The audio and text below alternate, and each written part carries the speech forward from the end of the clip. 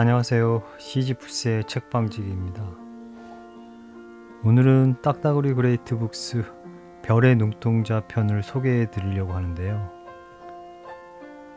별의 눈동자의 작가 토펠리우스는 핀란드 출신의 작가인데요.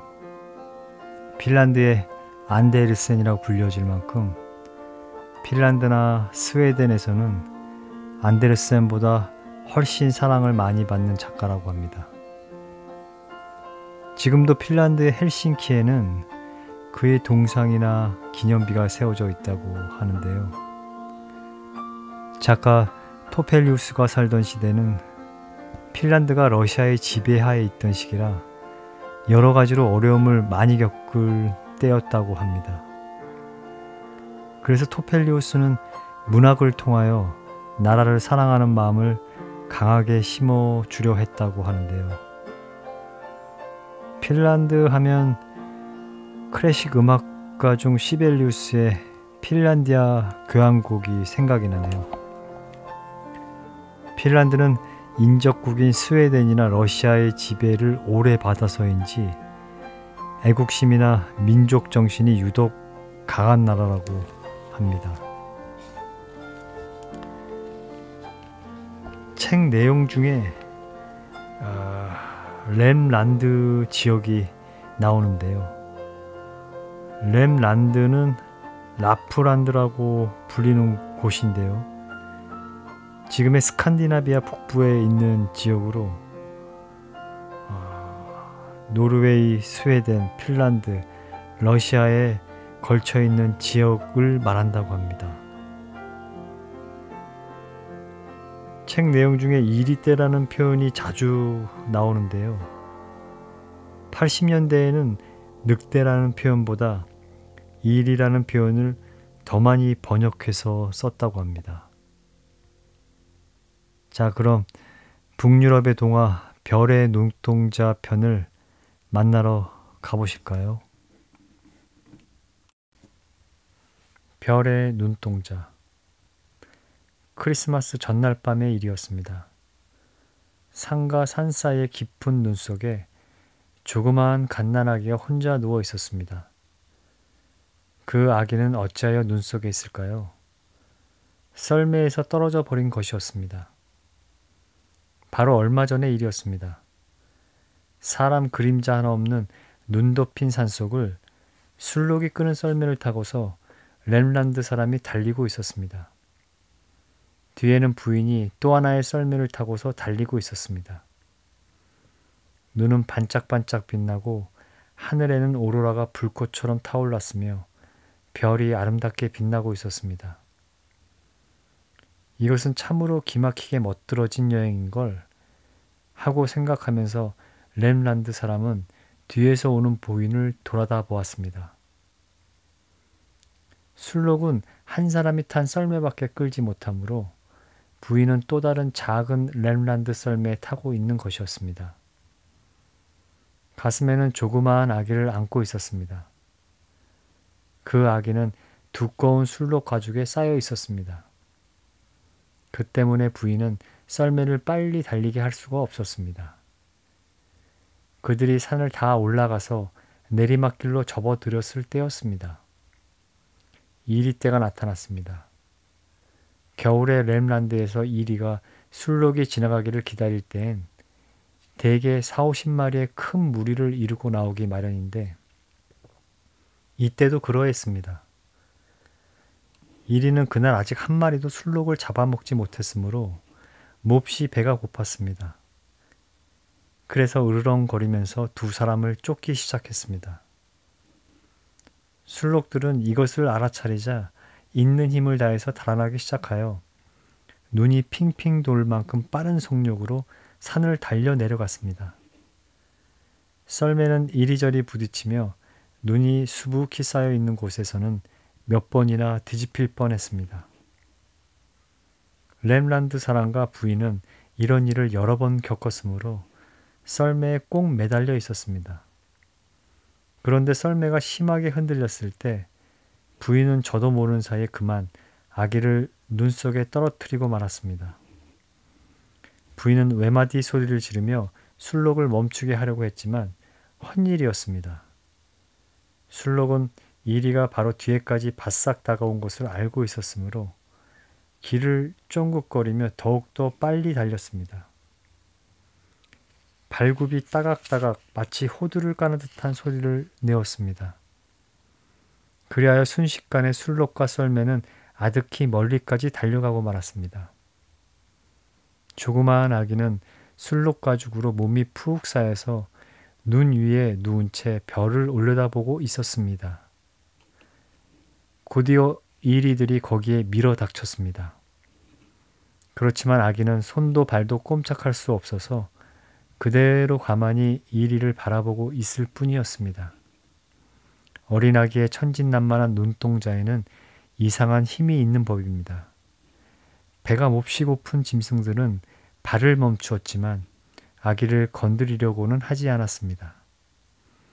매우 놀란 것처럼 잠깐 동안 조용히 버티고 선 채 아기를 바라보고 있더니 갑자기 방향을 바꾸어 술록의 뒤를 쫓아 뛰어가 버리고 말았습니다. 겨울밤 넓고 쓸쓸한 산속 눈 위에 지금 아기는 혼자서 누워 있습니다. 밤 하늘에 빛나는 헤아릴 수 없이 많은 아름다운 별들이 눈 위에 다만 혼자서 누워있는 이 아기를 불쌍하게 생각했던 모양입니다. 별이 아기를 굽어보고 아기가 별을 우러르고 있는 동안에 별빛이 아기의 눈동자 속에 깃들었습니다.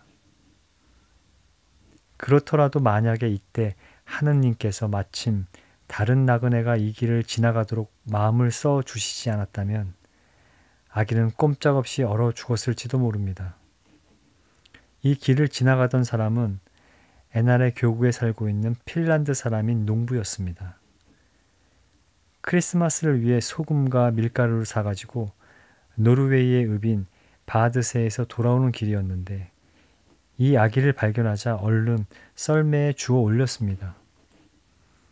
농부가 집에 닿은 것은 크리스마스 아침, 에날의 교회에서 새벽 예배의 종이 울리기 시작한 때였습니다. 농부는 급히 아기를 따뜻한 집안에 데리고 가서 아내에게 건네주었습니다. 자, 크리스마스 선물이요, 리스. 그렇게 말하면서 농부는 자기의 갈색 머리카락에 엉겨붙은 서리를 털었습니다. 그런 다음 어떻게 하여 아기를 주었는지 이야기해 주었습니다. 부인은 아기를 받아들자 술록 가죽에서 꺼내어 따뜻한 우유를 먹였습니다. 하느님께서 너를 우리에게 보내신 거란다. 가엾은 아가야. 하고 부인은 말했습니다. 어머나 어쩌면 이런 눈빛으로 나를 볼까. 너에게 아버지도 어머니도 계시지 않는다면 이제부터는 시몬 소르사가 내 아빠고 내가 엄마란다. 그리고 너는 우리 아기야. 너는 여자아이니까 심도 팔태도 마태도 누이 동생이 생겨서 기뻐할 거야. 그런데 너는 크리스토 교도가 되는 세례를 받았는지 어떤지 모르겠구나. 그거야 잘 알 수는 없지만 하고 시몬 소르사는 말했습니다.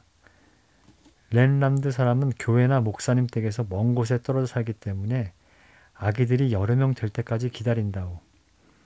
그러면 어린이들은 저희들끼리 목사님 댁으로 가서 세례를 받지. 여보, 마침 지금 새벽 예배가 막 시작되었을 테니 곧 교회로 데리고 가서 세례를 받게 하구려. 부인은 그거 참 좋은 생각이라고 생각했습니다. 주워온 아기는 이렇게 하여 세례를 받고 부인의 이름을 따서 엘리자벳이라고 이름 지어줬습니다. 목사님은 그 아기에게 하느님의 은총이 있기를 기도할 때 아기의 눈동자가 별처럼 빛나는데 놀랐습니다. 그래서 식이 끝난 뒤 가볍게 우스갯소리처럼 목사님은 이렇게 말했습니다. 너는 엘리자벳이 아니라 별의 눈동자라고 부르는 편이 더 좋을 것 같구나. 이런 말은 크리스트 교도가 하는 말 같지 않다고 생각되어 부인은 시몬에게 그렇게 말했습니다. 그런데 시몬 소르사도 목사님과 똑같은 것을 깨닫고 있었습니다. 그래서 이 또 하나의 새로운 이름도 처음 이름과 마찬가지로 좋게 생각한다고 대답했습니다. 뭐라고요? 하고 부인은 말했습니다. 이 아기에게 나쁜 마음이 생길 그런 말씀은 아예 하시지 마세요. 이 아기는 렘란드 사람의 아이이고 렘란드 사람은 요술을 부리니까요. 심이나 팔테나 마테도 이 아기가 갈색 눈인 것과 마찬가지로 눈이 아름다운 잿빛이잖아요. 아기에게 정말로 다른 이름을 붙여주고 싶다면 고양이의 눈이라고나 하시면 어때요? 그거라도 마찬가지일 거예요. 시몬은 아내를 언짢게 할 생각은 없었으므로 다른 이름은 잊은 채 했습니다. 그러나 목사님이 한 말이 퍼져서 그날부터 이웃 사람들은 시몬 소르사가 주온 아이를 별의 눈동자라고 부르기 시작했습니다. 별의 눈동자는 새 오빠와 함께 무럭무럭 자랐습니다. 오빠들은 튼튼하고 믿음직스러운 소년이 되었으며 별의 눈동자는 어여쁜 소녀가 되었습니다. 렘란드 사람은 대개 머리카락이 검고 눈이 갈색인데 이 아이도 역시 그랬습니다. 그리고 렘란드 사람의 아기 가운데에는 이따금 검둥이의 아기처럼 고집스럽고 곧잘 화를 내는 아이가 있는 법인데 별의 눈동자는 언제나 조용하고 마음이 너그러우며 말수가 적은 아이였습니다. 네 아이들은 매우 사이좋게 지냈습니다. 하긴 어쩌다가 남자아이들이 머리카락을 잡아당기거나 할 때면 그렇지도 않았지만 시몬도 부인도 아이들을 모두 사랑하여 모든 일이 잘 되어나갔습니다. 그리고 별의 눈동자를 찾으러 오는 사람도 없었습니다. 저 렘란드 사람들도 아기가 이리에게 잡혀 먹였다고 생각할 수밖에 달리 도리가 없었겠지요. 별의 눈동자가 3살이 될까 말까 무렵 부인은 이 아이에게는 어쩐지 기묘한 데가 있다는 것을 깨달았습니다. 별의 눈동자는 그 눈 속에 아무도 거역할 수 없는 힘을 갖고 있는 것이었습니다. 그러나 말 대답 같은 것은 절대로 하지 않습니다. 오빠들이 짓궂게 굴어도 결코 대들지 않습니다. 그냥 아무 말도 없이 그 아이들을 바라볼 뿐입니다. 그렇건만 어느 사이에 모든 아이들이 별의 눈동자의 생각대로 따르게 되고 맙니다.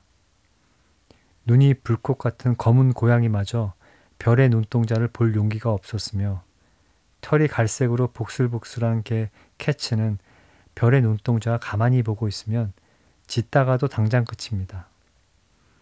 부인은 별의 눈동자의 눈이 어둠 속에서도 빛나고 있는 것을 본 것 같았습니다. 또 어느 날 산 위에서 눈보라가 심하게 날리고 있을 때 별의 눈동자가 몰래 살그머니 밖으로 나간 적이 있었습니다. 그러자 곧 폭풍이 깨끗이 멎었습니다. 그래서 사람들은 폭풍을 먹게 한 것은 바로 이 아이라고 생각해 버렸습니다.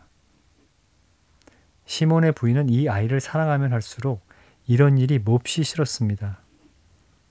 제발 이쪽을 보지 마라 하고 이따금 참을 수 없어져서 부인은 말했습니다.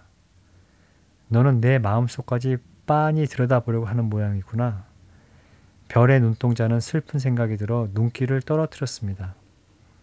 사랑하는 어머니가 뭔지 싫어하고 있다는 것밖에는 아무것도 몰랐습니다. 그러자 부인은 딸의 뺨을 다정하게 토닥거리며 말했습니다. 울지 마라. 작은 엘리자벳. 내가 렘란드 사람의 아이로 태어난 것은 내 탓이 아니지 않느냐. 별의 눈동자가 꼭 3살이 된 때였습니다. 어느 날 시몬 부인은 몰래 앞에 앉아 지금 여행을 떠나 있는 시몬을 생각하고 있었습니다. 그러자 문득 시몬의 말이 왼쪽 뒷다리의 굽새를 떨어뜨린 적이 있었던 일이 생각났습니다. 별의 눈동자는 방 한구석에서 의자를 말삼아 그것을 타며 놀고 있었는데 그때 의자를 보고 말했습니다. 엄마는 내가 왼쪽 뒷다리의 굽새를 떨어뜨렸던 일을 생각하고 계신단다? 부인은 실을 뽑다 말고 깜짝 놀라며 말했습니다. 어떻게 그걸 아느냐? 내가 보았는걸? 하고 별의 눈동자는 대답했습니다. 부인은 그 말을 들으니 어쩐지 마음이 언짢아졌습니다. 하지만 아무것도 눈치채지 못한 척하고 이제부터는 이 아이에게 조심해야겠다고 굳게 결심했습니다. 그리고 나서 며칠인가 지나 한 나그네가 이 집에서 묵게 되었습니다. 이튿날 아침 테이블 위에 놓여있던 금반지가 없어졌습니다. 그 나그네가 의심을 받게 되어 입은 옷을 조사했지만 반지는 나오지 않았습니다. 마침 그때 별의 눈동자가 잠을 깼습니다. 그리고 그 나그네를 보고서 깜짝 놀라며 말했습니다. 저 사람 입속에 반지가 있네. 정말 반지는 입속에 있었습니다. 나그네는 쫓겨났습니다. 그래도 부인은 아무것도 모르는 채 했습니다. 얼마가 지났습니다. 팔태가 홍역에 걸렸기 때문에 목사님이 진찰하러 오셨습니다. 그 목사님은 의사 선생님이 하시는 일도 잘했던 것입니다. 새로 사온 연어를 2마리 찬장 속에 넣어두었으므로 부인은 마음속으로 생각했습니다. 목사님께 큰 걸 드릴까 작은 걸 드릴까? 작은 게 좋겠지? 별의 눈동자는 방 한구석에 앉아 있었습니다. 그리고 빨래소를 가슴에 안고 그것이 병이 난 것으로 여겼습니다. 또 빗자루를 세웠습니다. 이것은 목사님이라고 생각했습니다. 별의 눈동자는 빗자루에게 말했습니다. 작은 걸 드릴까 아니면 큰 걸로 할까? 작은 게 좋겠다. 부인이 이 말을 들었습니다. 그 말 한마디 한마디가 마치 가슴을 찌르는 것 같았습니다. 목사님이 돌아가시자 부인은 더 이상 참을 수가 없어 별의 눈동자에게 말했습니다. 이 렘란드의 계집아이야, 너는 정말로 마법에 걸려 있구나. 이제는 더 이상 그 마법의 눈으로 나를 보지 마라. 마루 밑 지하실에 가서 살렴. 그리고 하루에 한 번씩 식사 때만 올라와 먹어라. 그리고 말이야, 그때에도 눈 위에 두꺼운 헝겊을 대야해. 이제는 절대로 남의 마음을 꿰뚫어 보지 못하도록 말이야. 남에게 아무런 나쁜 짓도 하지 않은 가엾은 어린아이에게 이런 말을 하는 것은 결코 좋은 일은 아닙니다. 그렇지만 시몬의 부인은 다른 사람들과 마찬가지로 미신을 믿는 마음이 깊어서 렘란드 사람은 마법을 쓴다고 굳게 믿고 있었던 것입니다. 그리하여 별의 눈동자를 어두운 지하실에 가두고 말았습니다.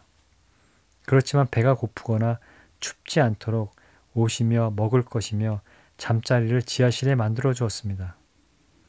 그래서 별의 눈동자는 자유와 애정과 동무와 햇빛 말고는 뭐든지 다 갖고 있었던 셈입니다. 시몬은 먼 곳에 있었습니다.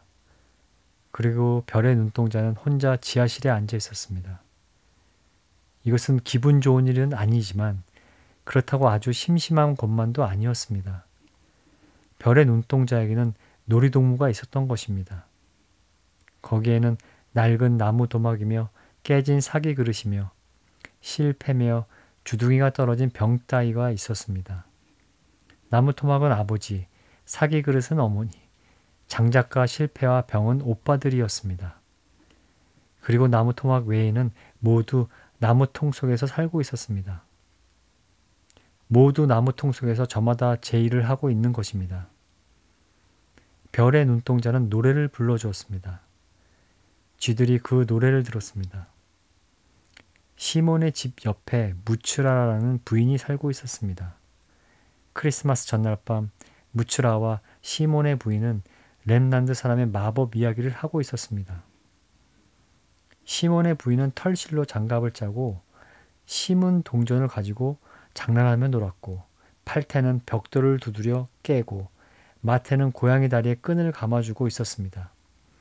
그러자 별의 눈동자가 지하실에서 실패를 흔들면서 노래하는 소리가 들려왔습니다. 엄마는 털실로 뜨개질해요. 폭신폭신한 장갑을 뜨신답니다. 심은 돈을 세어봅니다. 두 손에 가득히 짤랑짤랑. 팔태는 벽돌을 딱딱. 마태는 아기 고양이와 함께 놀지요. 햇님은 반짝반짝 빛나고요. 실패는 누워서 잠을 자지요. 저 렘란드의 아이는 지하실 속에서 왜 노래 따위를 하는 걸까요? 하고 무츠라가 물었습니다. 나무통 속에 있는 장난감에게 자장가를 불러주는 거랍니다. 하고 부인은 대답했습니다. 하지만 저 아이는 마루 밑에서 우리가 하는 것들을 모조리 다 보는가 보군요. 하고 무츠라는 말했습니다. 저 아이는 지하실에 있어도 햇님이 빛나는 것이 보이나 봐요. 정말 도저히 생각할 수 없는 일인데도 그렇답니다. 하고 부인은 외쳤습니다. 어떻게 할 수 없을까요? 저 아이는 요술장의 아이랍니다. 방법이야 있고 말고요. 하고 심술 사놓은 무추라는 말했습니다. 저 아이의 눈에 헝겊을 7장 대어주는 거예요. 그리고 지하실로 내려가는 문 위에 깔개를 7겹 포개 놓아 보세요. 그러면 아무것도 보이지 않게 될 거예요. 해보겠어요. 하고 부인은 대답했습니다. 그리하여 곧 지하실로 내려가 조그마한 별 같은 눈에 헝겊을 7장 대고 지하실 입구에 깔개를 7겹으로 포개어 놓았습니다. 이윽고 주위가 어두워지고 별이 빛나기 시작했습니다. 그리고 오로라가 2개의 크고 붉은 무지개처럼 저녁 하늘에 나타났습니다. 그러자 또 별의 눈동자가 노래하는 소리가 들렸습니다. 작은 별이 반짝반짝 고요한 하늘에 빛나고 있네. 빨간 무지개가 2개나 높은 하늘에 걸려있네. 별이 총총 내려다보고 무지개도 나를 지켜보네. 작고 귀여운 별 공주님. 멀지 않아 즐거운 크리스마스. 저것 좀 들어보세요. 하고 무추라는 말했습니다. 오로라며 별이 보이는 거예요. 어쩌면 저 아이는 이제까지 들은 적도 없을 만큼 무서운 요술장의 아이인가 봐요. 그럴 리가 없어요. 하고 시몬의 부인은 말했습니다. 지하실에 가봅시다. 부인은 7겹의 깔개를 쳐들고 지하실로 내려가 7장의 헝겊을 눈에 두르고 있는 별의 눈동자에 물었습니다. 별이 보이니? 예, 아주 많이. 하고 별의 눈동자는 대답했습니다. 아주 예쁘게 빛나고 있어요. 엄마 이제 곧 크리스마스가 오지요? 부인은 위로 되돌아와 그 말을 무추라에게 이야기했습니다. 무추라는 말했습니다. 이렇게 되면 하는 수 없어요. 지하실 바닥에 7자나 되는 깊은 구덩이를 파고 요술장이 저 아이를 넣고서 모래를 덮어 묻어버리는 거예요. 이렇게 하는 수밖에 방법이 없잖아요. 그렇게 하면 조금은 효과가 있겠죠. 안 돼요 하고 리스는 말했습니다. 어떻게 그런 짓을 하겠어요? 죄를 짓는 일인걸요. 만약에 남편이 아는 날엔 큰 일이어요. 그럼 저 아이를 내게 주세요 하고 무추라는 말했습니다. 렘란드로 돌려보낼 테니까요. 하지만 저 아이에게 잘못되는 일이 없도록 해 주셔야 해요. 하고 시몬의 부인이 부탁했습니다. 잘못될 리가 없잖아요. 하고 무추라는 말했습니다.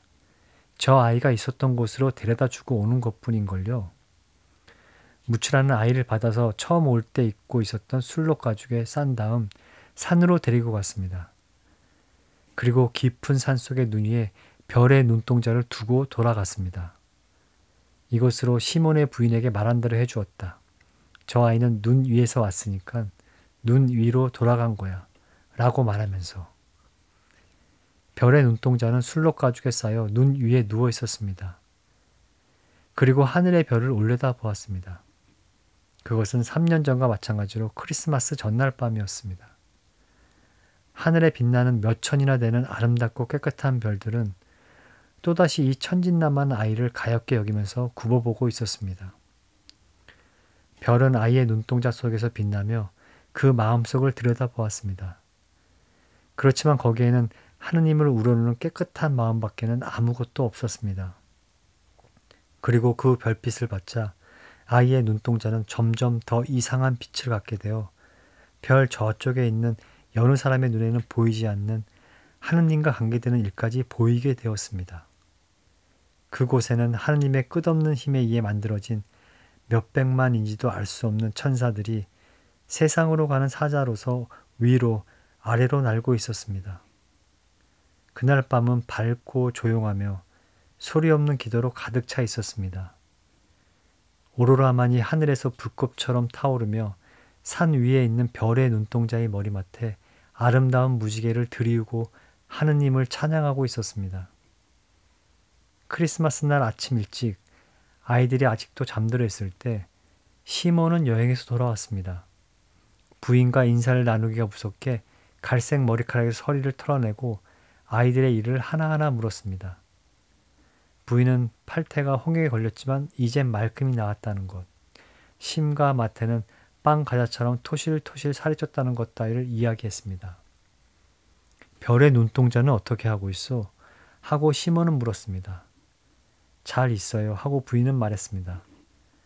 그러나 시몬이 두렵고 양심의 가책이 느껴졌습니다. 별의 눈동자를 소중히 해 주어야 하오. 하고 시몬은 말을 이었습니다. 어젯밤 나는 썰매에 탄 채 잠이 들어 꿈을 꾸었소. 별이 하나 털가죽 무릎 덮개 위에 떨어지더니 이렇게 말하는 것 같았소. 나를 주어 소중히 해주세요. 나는 하느님의 은혜의 표적이니까요. 라고 말이요. 그런데 손을 뻗쳐 잡으려니까 스르르 없어져 버렸소. 번쩍 눈을 뜨고 나서 나는 생각했소. 저 아이를 데려온 지 3년이라는 세월이 흘렀지만 우리가 하는 일은 무슨 일이든 하느님의 보살핌이 있었다는 것을 말이요. 그 전까지는 아무 일도 잘 되지 않았소. 앓기만 하고 가난했었소. 그런데 지금은 뭐든지 잘 되어 이렇게 근심 걱정 없이 잘 살고 있어. 그것도 모두 하느님께서 인정 많은 이를 보살펴 주시고 천사가 천진난만한 아기를 특별히 지켜주기 때문일 것이오. 부인은 이 말을 듣자 또 자신을 나무라는 마음이 느껴졌습니다. 그렇지만 한마디도 말을 할 수가 없었습니다. 마침내 남자아이들이 잠을 깨웠습니다. 시몬은 아이들을 안아주고 모두 씩씩하고 튼튼한 것을 매우 기뻐했습니다. 그런 다음 아이들을 무릎 위에 올려놓고 흔들어주면서 물었습니다. 별의 눈동자는 어디 있니? 그러자 심이 대답했습니다. 엄마가 지하실에 가두었어요. 팔태가 말했습니다. 엄마가 그 아이의 눈에 헝겊을 7장이나 댔어요. 그리고 지하실 입구에 깔개를 7겹이나 덮었어요. 마태가 말했습니다. 엄마가 무추라 아줌마에게 주워버렸어요. 그랬더니 무추라 아줌마가 산으로 데려갔어요. 이 말을 듣자 시몬은 화가 나서 얼굴이 시뻘개지고 부인은 새파랗게 질렸습니다.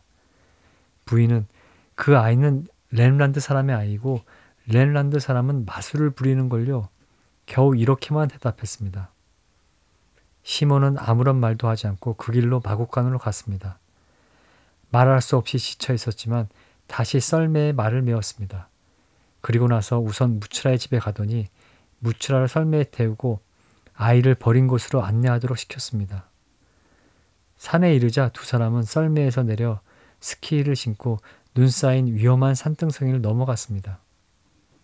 무추라가 아이를 내버려 둔 채 가버린 곳에 와보니 거기에는 아직도 아이가 누워있던 아주 조그마한 움푹한 자리가 있고 거기에서 조금 떨어진 곳에는 스키 자국이 보이는 듯 했습니다. 그렇지만 별의 눈동자는 아무데도 보이지 않았습니다. 어디론가 가버린 것입니다. 오랫동안 찾아다녔으나 아무런 실마리도 없이 두 사람은 그대로 돌아올 수밖에 없었습니다. 시몬은 스키를 타고 앞서서 미끄러져 내리고 무추라는 조금 떨어져서 뒤를 따라갔습니다. 그런데 갑자기 아악 하는 끔찍한 외침소리가 들렸습니다. 시몬이 지금 막 오던 길을 뒤돌아보니 산 위에서 굶주린 이리떼가 무추라에게 덤벼들고 있는 것이 보였습니다. 그렇지만 시몬은 무추라를 구할 수가 없었습니다. 험한 비탈길을 가까스로 올라갔을 때는 벌써 이리들의 모습도 무추라의 모습도 보이지 않았습니다. 시몬은 슬픔에 잠기면서 다시 그 길을 되돌아왔습니다. 그리하여 마침 새벽 예배를 알리는 종소리가 막 끝났을 때 집에 닿았습니다. 집에서는 부인이 괴로워하며 슬퍼하고 있었습니다. 교회에 가서 하느님을 찬양할 기운도 없었습니다. 왜냐하면 아침이 되어 양에게 먹이를 주려고 가보았더니 밤 동안 양 우리에 이리떼가 들어와 양이 한 마리도 살아남지 않았던 것입니다. 하느님이 노여움을 산 거야 하고 시몬은 말했습니다. 여보, 아이들을 데리고 교회에 갑시다. 이제야말로 그렇게 해야만 하오. 우리는 큰 죄를 저질렀으니까. 하느님께 용서를 빌어야겠소.